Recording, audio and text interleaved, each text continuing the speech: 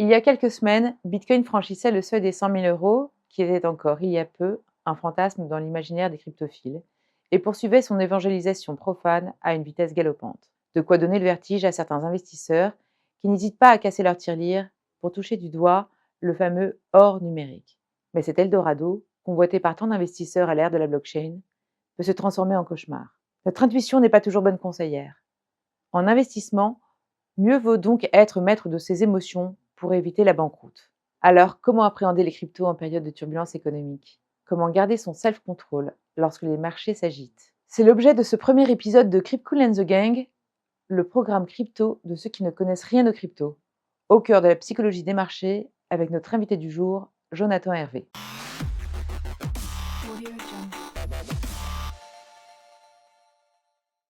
Jonathan, vous êtes un cryptophile convaincu bien connu des réseaux sociaux, notamment grâce à votre programme La Crypto by Joe, diffusé sur YouTube.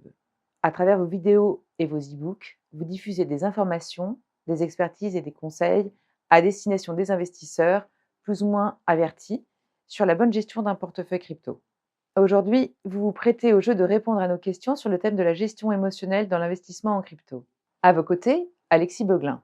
Alexis, vous êtes également un cryptophile convaincu, expert reconnu dans le domaine, et vous êtes COO de Crypcool, la plateforme crypto du groupe Au Coffre. À ce titre, vous êtes tous les jours confronté à ce thème que nous allons aborder par la première question. Depuis sa création, on observe une défiance persistante autour du Bitcoin, bien qu'il soit en train de se forger une réputation d'actif refuge. Pourquoi les institutions financières diabolisent-elles encore le Bitcoin?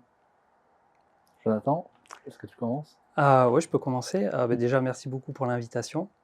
On observe quand même un changement de paradigme sur le sujet, peut-être un changement à plusieurs vitesses, où on voit certaines nations qui prennent le parti de Bitcoin, comme vous l'avez dit en préambule avec Trump, et d'autres qui sont plus à la traîne, peut-être comme la France et l'Europe. Peut-être que ça changera, en tout cas je l'espère. Mais je crois qu'il y a avant tout une méconnaissance du sujet, une désinformation qui a été faite par certaines personnes. Je ne sais pas dans quelle mesure il y a une volonté réelle des États de diaboliser Bitcoin. Est-ce que réellement, derrière les arguments qui sont avancés, de protéger les investisseurs, de perdre le capital, de les préserver des arnaques ou de ce qu'on a pu entendre également par rapport au blanchiment d'argent et au financement du terrorisme. Je ne sais pas ce qu'il en est réellement derrière, mais je pense qu'il y a surtout une méconnaissance et une mésinformation du sujet. Et plus les gens comprennent Bitcoin, en tout cas si on parle de Bitcoin qui est la monnaie quand même, la crypto la plus capitalisée et la première de cet écosystème, plus les gens l'adoptent. En tout cas, moi, ce que j'observe depuis 2017, quand j'ai découvert les cryptos, c'est qu'il n'y a pas trop de retour en arrière. Tous ceux qui s'intéressent à la crypto et qui comprennent l'adoptent, et il y a peu de retour arrière. Il y a peu de gens qui disent oui, ben moi, j'ai compris la technologie, je trouve ça très bien, et un an plus tard, dire ben non, mais en fait c'est de l'arnaque, c'est trop dangereux. Voilà. Donc il y a des risques liés à la volatilité, mais là je ne parle pas du prix, je parle vraiment de l'infrastructure que Bitcoin propose dans l'ère digitale dans laquelle on est de plus en plus.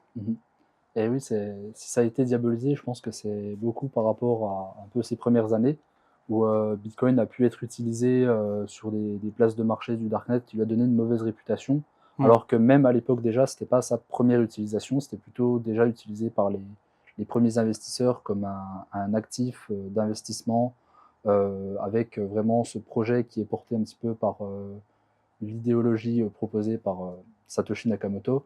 Donc vraiment un système de cash de pair à pair, résistant à la censure et qui peut évoluer sans le contrôle d'État ou de tiers de confiance. Et petit à petit, en fait, on voit qu'à mesure que l'adoption a grandi pour Bitcoin, petit à petit, ça a vraiment cassé des barrières auprès des États qui se sont rendus compte que ce n'était pas tant que ça utilisé pour des opérations illégales, mais que la plupart des utilisateurs, en fait, l'achetaient comme n'importe quel autre actif. Et même pour les banques, on voit que petit à petit, avec l'augmentation de l'adoption par les États, par les régulateurs, elles acceptent de plus en plus des transactions vers les plateformes crypto. Là où quelques années auparavant, ça pouvait vite être compliqué. Il y a eu des fermetures de comptes bancaires pour ceux qui investissaient dans la crypto, ou encore des refus de récupérer des euros qui venaient des plateformes crypto, étant donné que les banques présumaient coupables toutes les personnes qui avaient déjà investi dans la crypto. Et c'est vraiment cette adoption en fait qui va casser petit à petit la diabolisation de Bitcoin par les États ou les autres acteurs du domaine financier. Et d'ailleurs, si on veut se faire l'avocat du diable, si on regarde les récents résultats sur l'argent, on va dire, ouais, sur le blanchiment d'argent, euh, je crois que dans ce qui se passe, il me semble, hein, je ne suis pas exactement sûr des chiffres, mais ce sera à vérifier, je crois qu'il y a 0,2% des transactions aujourd'hui sur Bitcoin qui sont liées à des opérations illégales, alors que sur le cash, on est plutôt de l'ordre de 2%. Donc le cash aujourd'hui, enfin, notamment Oui. le dollar, Et est plus 10 gris fois que... plus utilisé que Bitcoin. Et pour une raison extrêmement simple, c'est que le cash n'est pas traçable. Alors que sur Bitcoin, sur la blockchain, tout est Tracé. enregistré et c'est transparent, quoi. Donc on peut, même s'il y a un côté pseudonyme, on a quand même une adresse de portefeuille derrière chaque transaction.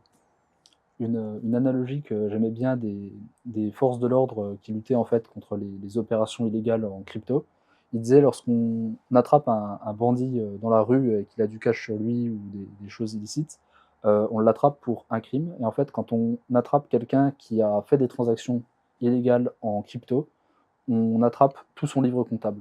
Ouais. Donc en fait, Ouais, utiliser ça le retrace tout, Bitcoin ouais. qui laisse des transactions indélébiles publiques, c'est vraiment une mauvaise idée pour faire des transactions illégales, étant donné que c'est extrêmement traçable et l'information ne part jamais. Là où, pour le coup, les criminels privilégient le dollar qui en fait a des possibilités bien plus avancées en termes de disparition, de dissimulation de l'information par rapport aux cryptos qui sont au final un mauvais moyen pour commettre des crimes.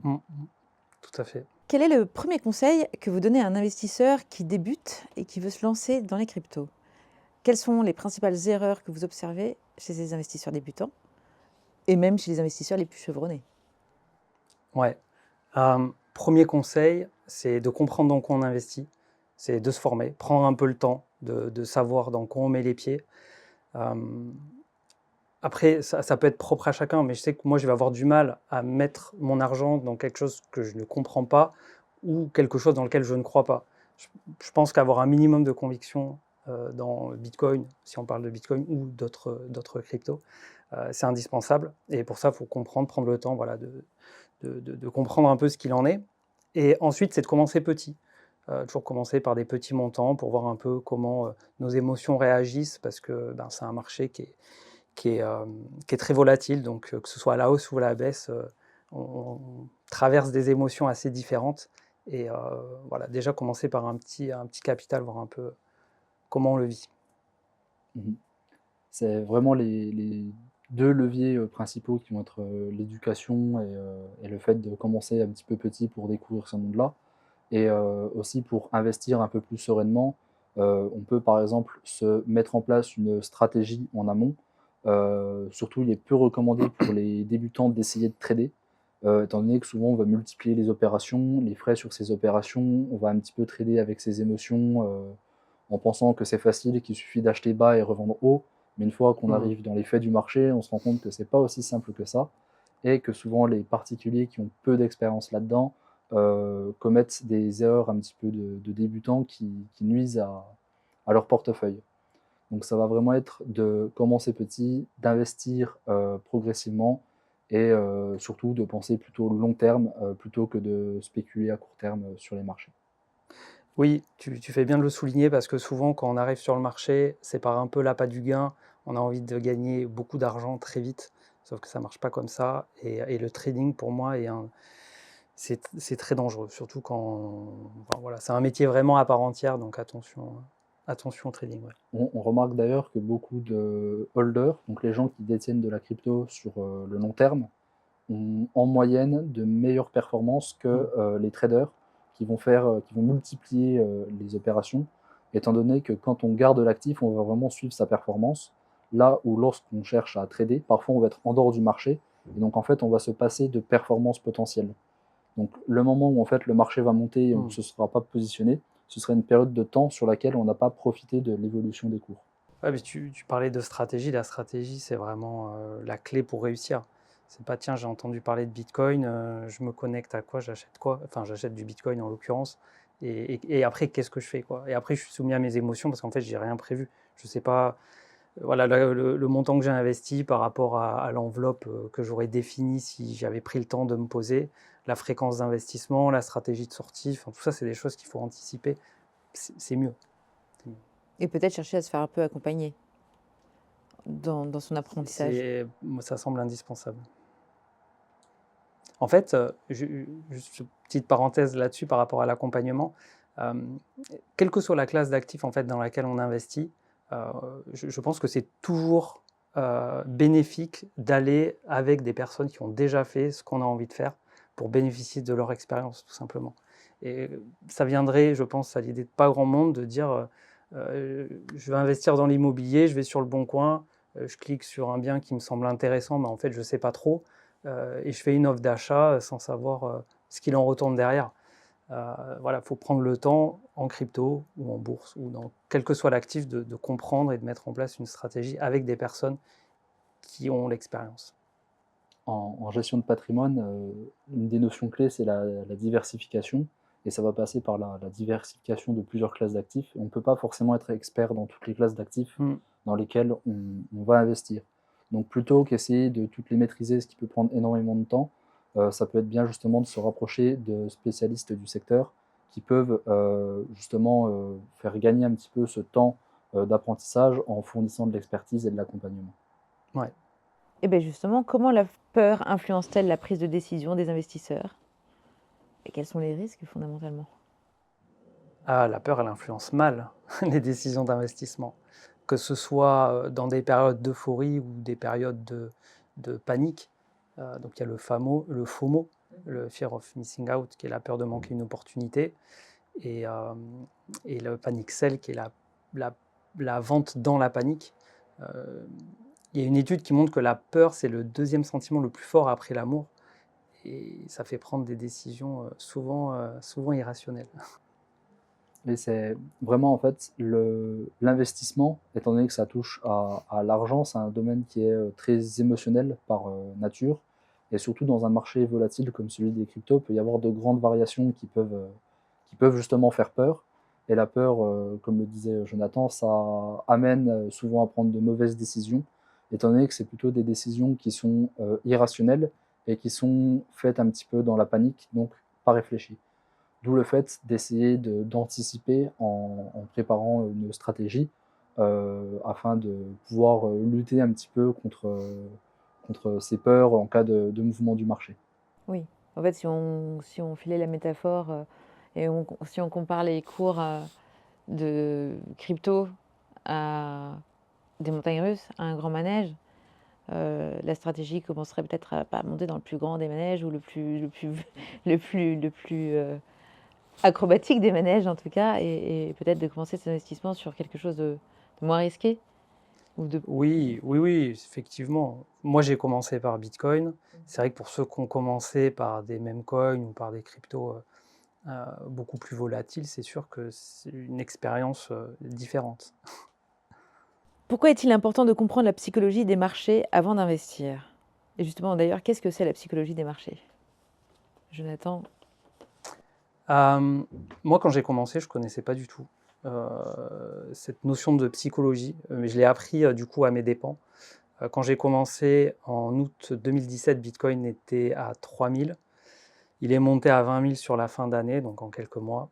Et clairement, je n'ai pas compris ce qui se passait. J'ai racheté un peu de tout et n'importe quoi quand c'était au plus haut.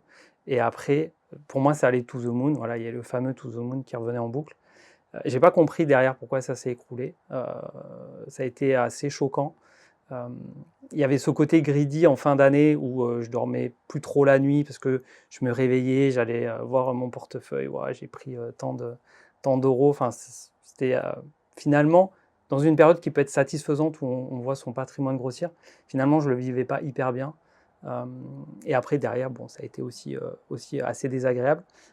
Mais du coup après j'ai compris effectivement cette notion de psychologie dans les marchés qui est peut-être exacerbée dans le marché crypto, puisqu'on a plus de volatilité, moins de capitaux, donc des fluctuations qui se font plus facilement. Et donc, en gros, en tout cas sur Bitcoin, on a des cycles aujourd'hui dans les cryptos de 4 ans. Mais en gros, on observe une courbe qui va durer peut-être 2 ans et demi, où on va monter tranquillement, et donc jusqu'à une phase d'euphorie absolument irrationnelle, où tout le monde va vouloir acheter, tout le monde en parlera, les voisins, les médias, les coiffeurs, enfin, tout le monde en parlera. Enfin, en tout cas, c'est comme ça que ça s'est passé en 2021, en 2017, ce que j'ai pu connaître. Et ensuite, derrière, ça va chuter très fortement, on aura un marché baissier pendant 1 an, et comme ça, c'est une boucle qui se répète. Et c'est valable aussi en bourse, hein, sur toutes les classes d'actifs, en fait, on observe, il y a un graphique, hein, c'est le Wall Street Cheat Sheet, qui l'illustre bien avec les différentes phases émotionnelles dans lesquelles on passe. Donc je parlais de l'euphorie et de la peur, mais il y a des phases d'espoir, des phases d'anxiété, des phases de dépression. Enfin, c'est un peu... C'est très humain, en fait. Ouais, c'est ça. C'est ça. Et c'est vrai que quand on n'a pas compris ça, et ben, du coup, on se fait prendre par ces émotions plus que si on pouvait anticiper, travailler sur soi pour être moins soumis aux émotions. Je dis moins soumis parce que moi, je suis sur mon 3e cycle, j'ai connaissance de tout ça, j'en ai bien conscience, mais je suis pris dans les sentiments que j'ai pu évoquer d'euphorie quand Bitcoin a monté, quand Bitcoin a passé les 80-90 000, que ça a poussé très fort. J'ai ressenti cette euphorie. Ouais. Donc, il faut être attentif en fait à ce qu'on peut ressentir. Pourquoi est-il essentiel de diversifier ses investissements? Un petit peu l'expression populaire, ne pas mettre tous ses œufs dans le même panier. En fait, la diversification va permettre de diluer le risque, donc de ne pas avoir tous ces actifs qui sont corrélés. C'est pour ça aussi, quand on fait de la diversification, il faut toujours garder en tête de diversifier les classes d'actifs qui sont décorrélées les unes des autres. Étant donné que si par exemple vous investissez dans le domaine du tourisme et que vous prenez 20 sociétés différentes qui sont dans le domaine du tourisme, ben, en cas de crise comme le Covid, on a beau avoir diversifié, tous les actifs sont corrélés, et bien on prend une baisse sur l'ensemble de son portefeuille. Exactement. Exactement. Je ne sais pas quoi rajouter. Non, mais ça veut dire qu'au sein d'un portefeuille crypto, diversifier en crypto, si la crypto maîtresse du portefeuille est Bitcoin, ça suppose d'aller chercher quelque chose de différent, mais qui en même temps va peut-être quand même coller aux valeurs et à la solidité de Bitcoin. On va chercher à... Ouais. On Alors, n'ira pas radicalement à l'opposé. Alors, dans la diversification pure crypto, je ne suis pas certain que ce soit intéressant de se diversifier. Ça va dépendre du profil de chacun, mais effectivement, être que sur Bitcoin, Ça peut pour avoir moi, du je sens. vois, il n'y a pas de souci, quoi. Après, être que sur une altcoin, j'ai envie de dire quelle qu'elle soit, ouais, ça présente en fait plus de risques. Il y a toujours ce ratio risque-récompense, aversion à la perte qui rentre en compte dans le choix de la constitution de son portefeuille. Sachant que l'intégralité des cryptos est mine de rien plus ou moins corrélée à Bitcoin, dans le sens où si Bitcoin performe, en général, il va avoir tendance à emporter l'ensemble du marché avec lui. Alors certains vont mieux performer, certains vont moins bien performer, mais c'est un petit peu Bitcoin qui va dicter la direction du marché. Donc en fait, quand Bitcoin monte, tout va avoir un peu tendance à monter. Quand Bitcoin baisse, tout va avoir un peu tendance à descendre. Sachant qu'il faut aussi faire attention, Bitcoin étant un peu la crypto-monnaie principale, si il va baisser, les altcoins ont tendance à avoir des baisses qui peuvent être plus importantes, étant donné que le risque est toujours un petit peu corrélé, la performance est toujours corrélée au risque. Si Bitcoin, quand il monte, certains altcoins performent mieux, quand il baisse, certains altcoins baissent beaucoup plus. Donc il faut quand même faire attention à ça et garder en tête que même si on se diversifie juste au sein des cryptos, on reste quand même un petit peu corrélé à Bitcoin de manière plus ou moins directe. C'est Bitcoin qui donne le ton sur le marché. Quelle que soit la blockchain. Ah oui. Oui. Après, on observe quelques exceptions toujours.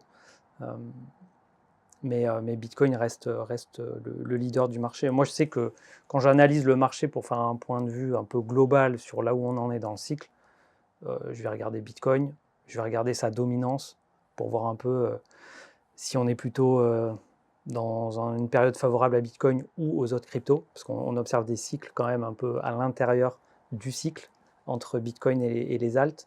Euh, et puis c'est tout, mais c'est Bitcoin principalement. Quand je regarde les données on-chain, c'est que Bitcoin. On entend souvent parler des investissements crypto qui virent au fiasco. Quels sont les pièges à éviter? Déjà, je pense d'investir quelque part qui n'est pas sûr. Donc, soit d'investir par exemple sur une plateforme qui n'est pas régulée ou qui est basée dans une juridiction un petit peu opaque. Si votre plateforme est basée aux îles Caïmans ou ce genre de choses, il faut se poser la question déjà de pourquoi est-ce qu'ils sont basés là-bas, plutôt que s'être établi dans une juridiction qui est beaucoup plus solide et reconnue dans la place financière globale. Et en termes de projet aussi, voilà, bien regarder qu'est-ce qu'il y a derrière, toujours s'interroger, se poser un petit peu les bonnes questions.